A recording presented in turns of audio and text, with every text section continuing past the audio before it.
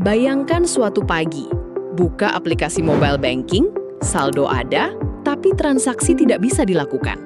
Rekening diblokir, bukan karena penipuan, bukan karena salah transfer, tapi karena ada tunggakan pajak yang belum diselesaikan. Dan DJP sudah mengambil langkah paksa.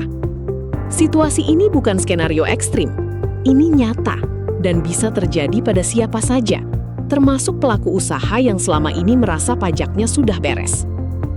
Di video ini akan dibahas kapan DJP berwenang memblokir rekening, bagaimana prosesnya, dan yang paling penting, apa yang bisa dilakukan sebelum sampai ke tahap itu.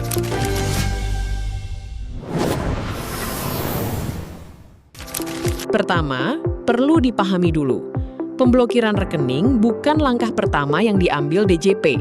Ada proses panjang sebelum sampai ke sana. Semuanya dimulai dari adanya tunggakan pajak yang belum dibayar. Bisa dari hasil pemeriksaan, bisa dari kurang bayar yang tidak segera diselesaikan. DJP akan menerbitkan surat tagihan pajak atau surat ketetapan pajak terlebih dahulu. Jika dalam jangka waktu yang ditentukan tidak ada respons atau pembayaran, barulah proses penagihan aktif dimulai. Tahapannya seperti ini. 1. Surat teguran dikirimkan. Ini sinyal pertama bahwa DJP serius menagih. Wajib pajak punya waktu 21 hari untuk merespon sebelum eskalasi ke tahap berikutnya. 2. Surat paksa diterbitkan. Di titik ini, utang pajak sudah resmi masuk ke ranah penagihan paksa. Biaya penagihan pun mulai ditambahkan ke total kewajiban.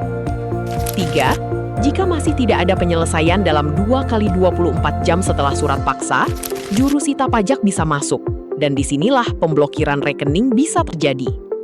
Pemblokiran dilakukan dengan mengirimkan permintaan resmi ke bank tempat wajib pajak memiliki rekening.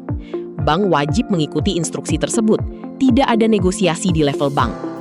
Yang perlu digarisbawahi, DJP tidak hanya bisa memblokir satu rekening. Seluruh rekening atas nama wajib pajak yang bersangkutan bisa terdampak, termasuk rekening operasional bisnis. Dan kalau pemblokiran belum cukup untuk menutupi utang pajak, DJP juga berwenang melakukan penyitaan aset, kendaraan, properti, bahkan peralatan usaha. Nah, ini bagian yang paling penting dan paling sering diabaikan. Banyak pelaku usaha yang sebenarnya sudah menerima sinyal peringatan jauh sebelum pemblokiran terjadi, tapi tidak ditangani dengan tepat. Berikut beberapa situasi yang paling umum terjadi di lapangan. Pertama, surat dari DJP diterima tapi tidak dibaca dengan serius. Surat DJP sering dianggap formalitas biasa, ditumpuk begitu saja, atau bahkan diserahkan ke staf administrasi tanpa eskalasi ke pimpinan. Padahal setiap surat dari DJP punya tenggat waktu, dan mengabaikannya sama dengan menyetujui eskalasi ke tahap berikutnya. Kedua, menganggap utang pajak akan selesai sendiri. Ada anggapan bahwa selama bisnis masih berjalan dan pajak rutin dibayar, tunggakan lama tidak akan dikejar. Ini keliru. DJP memiliki sistem yang mencatat seluruh riwayat kewajiban pajak dan tunggakan lama tetap bisa menjadi dasar penagihan paksa kapan saja. Ketiga, tidak tahu bahwa ada opsi angsuran atau penundaan. Ini yang paling disayangkan. Banyak wajib pajak yang tidak tahu bahwa ada mekanisme resmi untuk mengajukan angsuran pembayaran atau penundaan pelunasan utang pajak. Opsi ini legal, diatur dalam undang-undang, dan bisa mencegah proses sampai ke tahap pemblokiran, asalkan diajukan sebelum surat paksa diterbitkan. Keempat, salah dalam merespons SP2DK atau surat klarifikasi. Ketika DJP meminta penjelasan atas data keuangan, respons yang tidak tepat, baik dari sisi substansi maupun waktu, justru bisa mempercepat proses ke pemeriksaan dan akhirnya ke penagihan. Merespons surat DJP bukan soal menjawab apa adanya, tapi soal strategi dan kelengkapan dokumen.